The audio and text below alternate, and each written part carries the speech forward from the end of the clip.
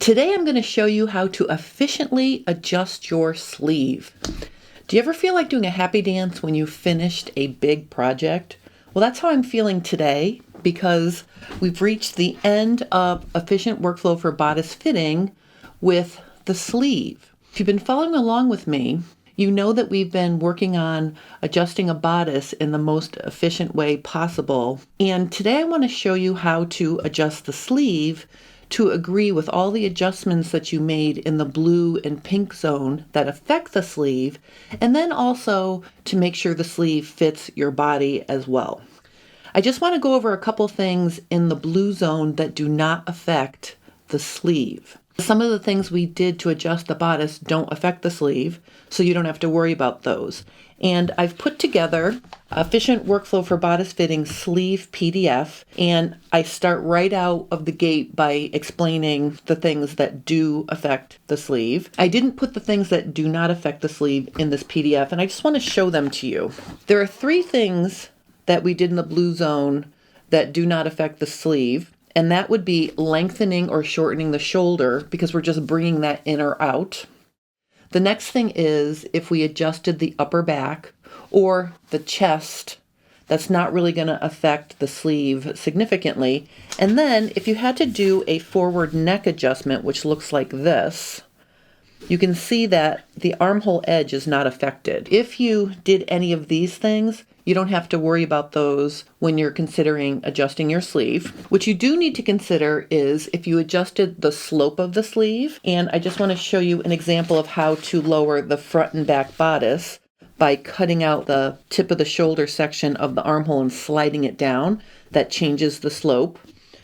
So this would be lowering the slope, and then here would be the corresponding front adjustment lowering the slope. If you did this to adjust your bodice, then you need to adjust your sleeve a like amount. The next thing that affects the length of the sleeve would be if you actually lengthened or petite your armhole. You would make yourself a guideline in the straightish kind of part of the armhole here, because it'll make an easier truing up issue. And basically what you would do is you would decide, if you were shortening it, you would decide how much, make a guideline, and then you would slash and overlap the pattern. So basically all you would do here is slash and then just overlap the pieces. And you can see what happens is you've shortened the armhole, so the sleeve would have to be adjusted a like amount. Now, if we needed to lengthen the armhole, you would spread it and fill that with paper. The slope of the shoulder, adjusting the length of the armholes front and back, and adjusting your shoulder for a forward ball of the shoulder would be the third thing. Now, all of these things, whether you're adjusting the slope, lengthening or shortening the armhole, or adjusting your sleeve for a forward ball of the shoulder, and let me just show you that, you can see that this would also affect the armhole. In all of these cases, you might not be adjusting the armhole the same front and back, so you want to keep track of that. And what I did in the PDF companion was I made a little checklist here for you to be able to keep track of what you did in the blue and pink zone.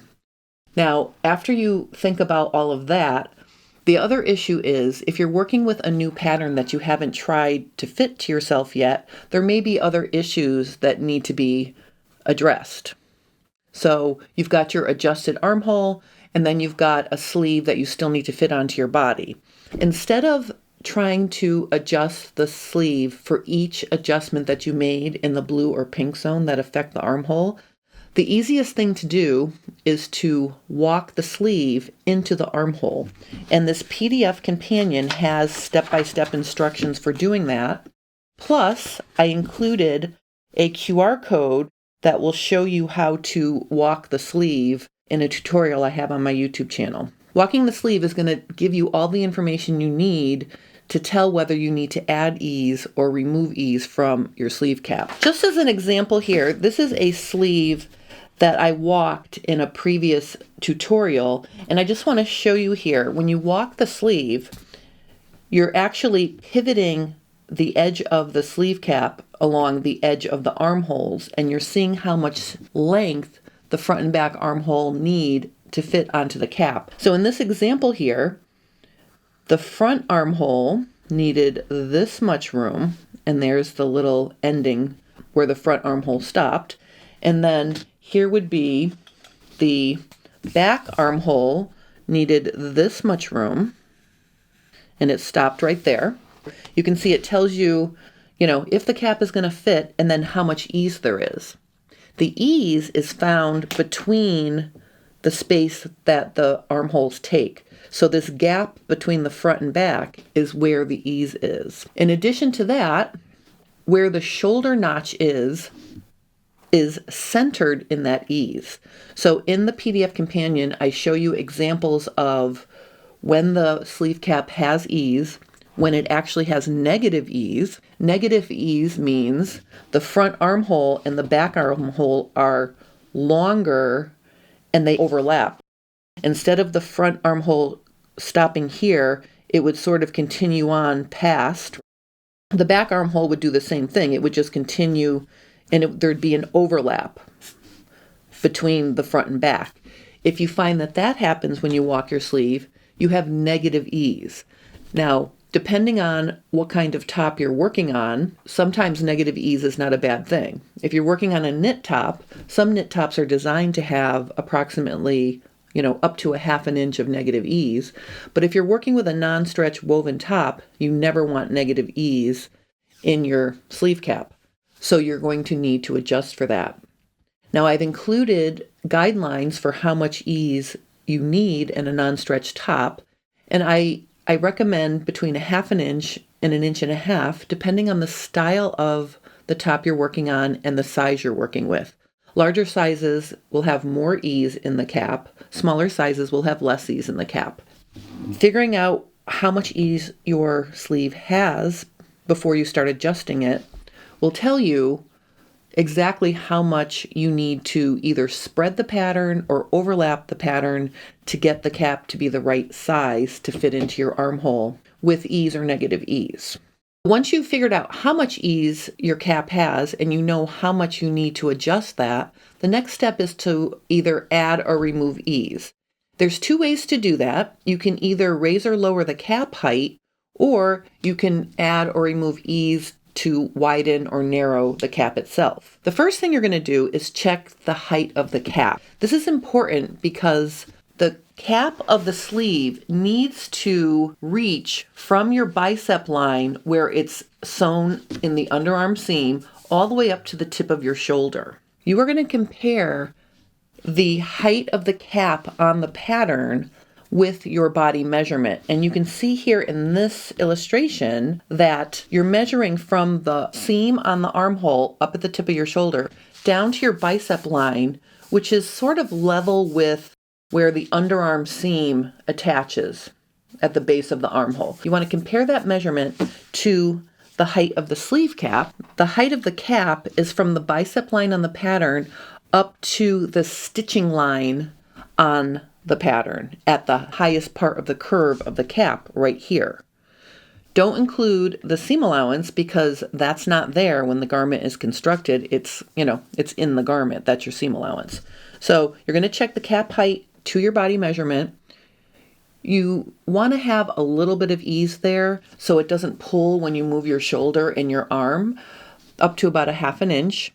And then you can decide whether you need to raise or lower it. Now here's what's going to make adjusting the height of the sleeve cap efficient. We've already fit the armhole to your body. So measuring the distance between your bicep line and the tip of your shoulder, that measurement is going to agree with what you did to your bodice and your armhole because you were wearing it, and those measurements have to go together.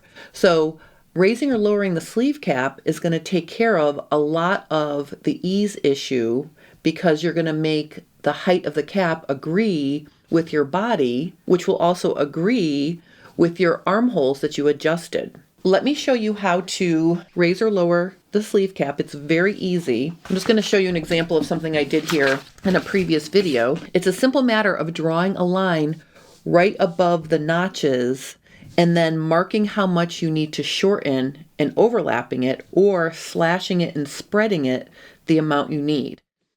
In this example, I had to spread it a 1/2 inch. So you can see that I slashed the pattern, I added some paper, and then I put the cap back on and trued everything up. So that's how you lengthen and shorten the sleeve cap.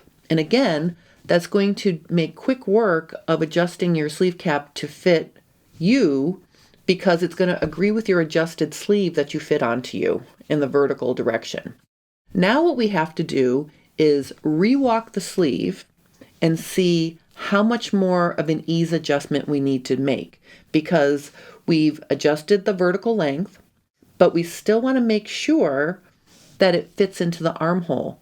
Sometimes if you have to lengthen the cap, you create too much ease and you might have to reduce the ease widthwise, and sometimes you haven't lengthened it enough to add enough ease, and you're still going to have to add some width to the cap to give you the exact amount of ease you need. After you walk the cap into the armholes the second time and you look at the amount of ease you have, a couple things might happen. You might have the right amount of ease, or you might have too much ease because raising the cap created too long of a measurement across the edge of the cap, so we'll have to adjust that, or you still might not have enough ease. So in the situation of needing more ease or reducing the ease, you would do that by widening or narrowing the cap to either give you more ease or take away ease.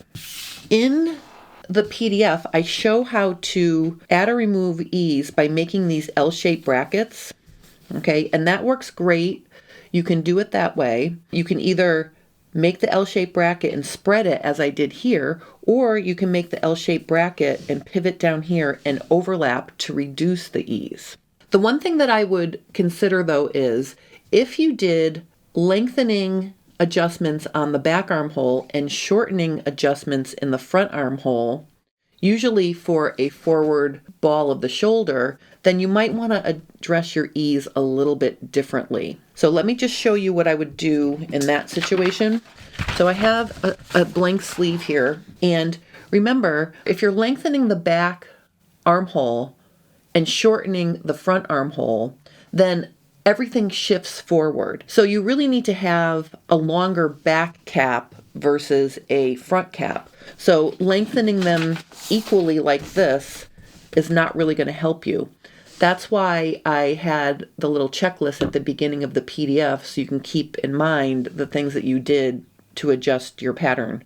And what I would say is, if you need to lengthen the back because you rotated the whole thing forward doing a forward ball of the shoulder adjustment, I think I would do it like this instead. I would draw myself a line horizontally right above the notches on the sleeve cap. And then what I would do here is I would cut it across. And let's say you only needed to add a quarter or a 1/2 inch more ease and you would be good. I would lengthen the back armhole a similar amount to what you lengthened your back armhole for the forward ball of the shoulder. So let's say we lengthen the forward ball of the shoulder 3/8 of an inch. What I would do is I would literally pivot it at the front and I would lengthen it like this. So what that's going to do is it's going to make more ease and length along the back sleeve cap and none in the front. Let's say I lengthened my back armhole a 1/2 inch to do that forward ball of the shoulder, but I only need a 1/4 inch of ease to make the total length of my sleeve cap correct. What I would do in that case is I would mark the 1/2 inch I need here. Let me just mark it. And then I would lower the front a 1/4 over here, because remember, if I only need a 1/4 inch to make the right amount of ease in my sleeve cap to fit into my armhole, but I know my back armhole is a 1/2 inch longer and I shorten the front armhole, Then I would do it like this. I would spread that and I would overlap the front. And what that's going to do is it's actually going to shorten the front armhole where I don't need it, and it's going to lengthen the back armhole where I do. So this would be an example of adjusting the cap if you lengthened one and shortened the other, because you don't need as much length in the front as you do in the back. Basically now I would just sort of true this up a little bit, fill in that divot a little bit so it's not so harsh, and then true this up over here. And that would be how I would adjust it for the forward ball of the shoulder. All the other things that we did in the blue zone, you can just add your ease like this, and then after you add the ease, you're just going to make sure the shoulder notch is going to agree with the middle of the ease that you have. Basically now, we have finished the sleeve cap. Let's just review. We first walked the sleeve cap into the armhole just to give us an idea of how much we needed to adjust the cap to fit into the armhole. Then we measured our body to figure out how high we needed the sleeve cap to be, and we compared it to the paper pattern, and then we made a height adjustment so it agrees with our body. Now, this is important. We've already adjusted the armholes to agree with the height of our body. So you can see how that works really well.